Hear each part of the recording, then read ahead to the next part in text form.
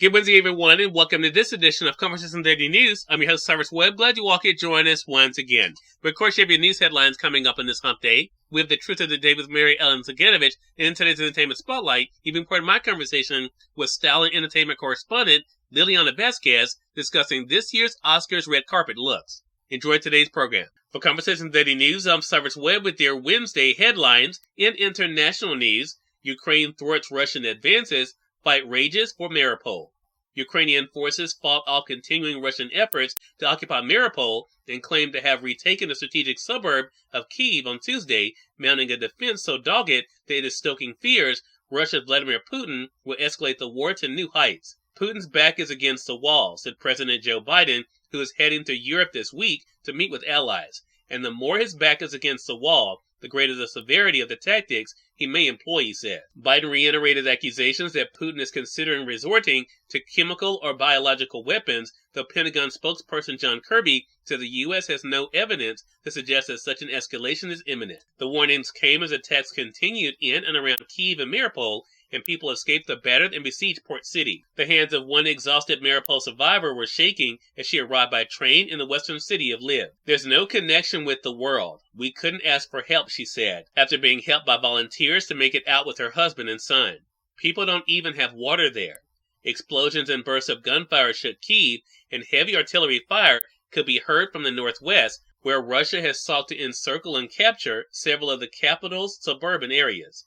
Early on Tuesday, Ukrainian troops drove Russian forces from the Kyiv suburb after a fierce battle, Ukraine's defense ministry said. The regained territory allowed Ukrainian forces to retake control of a key highway and block Russian troops from surrounding Kyiv from the northwest. Still, the defense ministry said Russian forces partially took over northwestern suburbs, some of which have been under attack almost since Russia invaded nearly a month ago.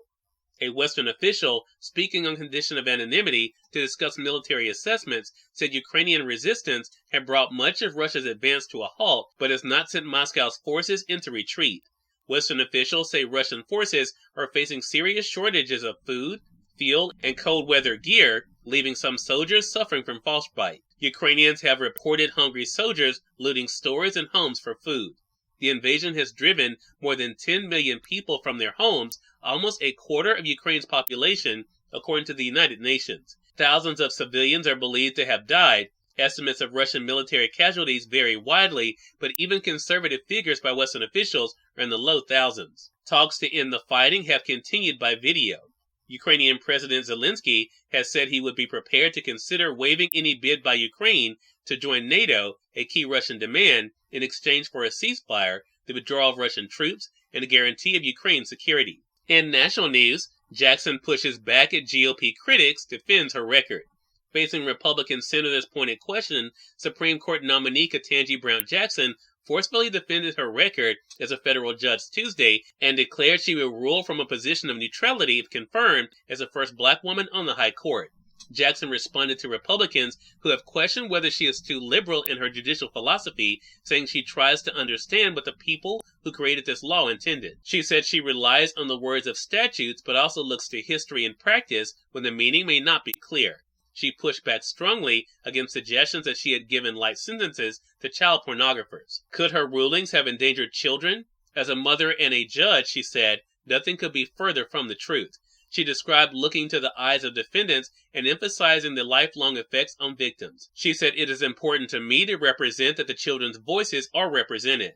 Tuesday's hearing was the first of 2 days of questioning after Jackson and the 22 members of the panel gave opening statements on Monday. In more national news, official guilty of illegally entering Capitol grounds on January the 6th. A federal judge on Tuesday convicted an elected official from New Mexico of illegally entering restricted U.S. Capitol grounds, but acquitted him of engaging in disorderly conduct during the riot that disrupted Congress from certifying Joe Biden's presidential election victory. The U.S. district judge heard 1 day of testimony without a jury on Monday before handing down a verdict in the misdemeanor case on Tuesday. In business news, BuzzFeed cutting jobs, top editors leaving news division. BuzzFeed is reorienting and shrinking its news division as a digital media company best known for its lighthearted lists and quizzes strives to increase its profitability.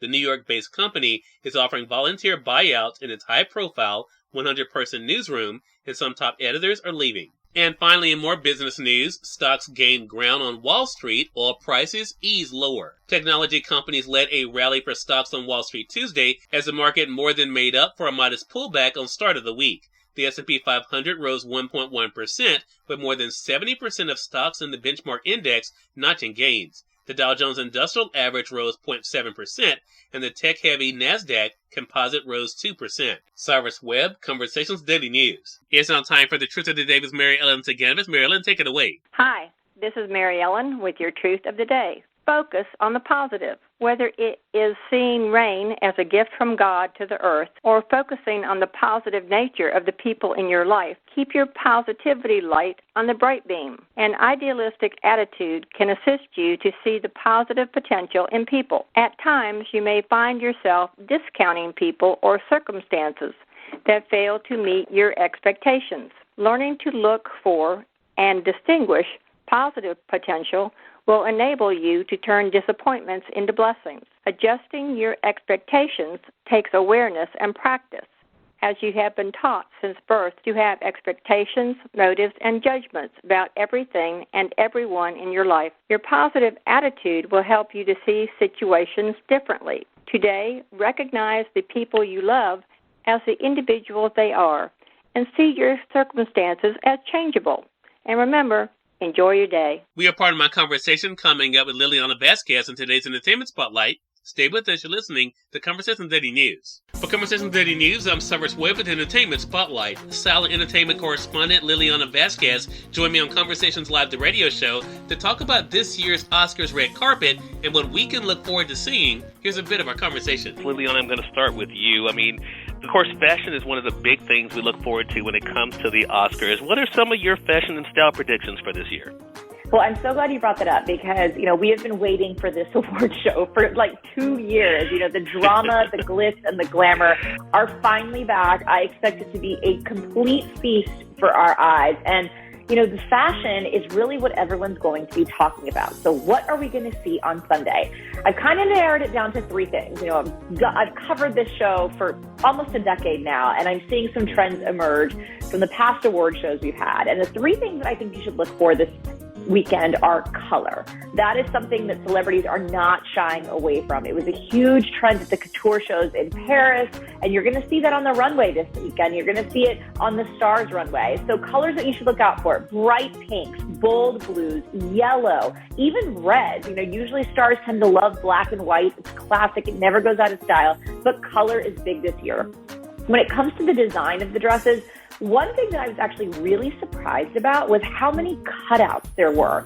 We are talking about unexpected shows of skin, whether it's in the rib cage, in the abdomen, in the lower back, these really intricate deep V's that look so different than dresses that we've seen in the past. But, these celebrities are ready to surprise us. And the biggest style moment, I think, is that we're going to see skin in really unexpected places. Cyrus Webb, Conversations Daily News. We thank you all for tuning into this edition of Conversation Daily News. Prepare to get on tomorrow's more news, Truth of the Day with Mary Ellen Ciganovich, and of course your Entertainment Spotlight. Until then, I'm your host, Cyrus Webb, saying as always, enjoy your day, enjoy your life, enjoy your world. Thank you all for choosing Conversation Daily News today. Let's make today amazing. Take care.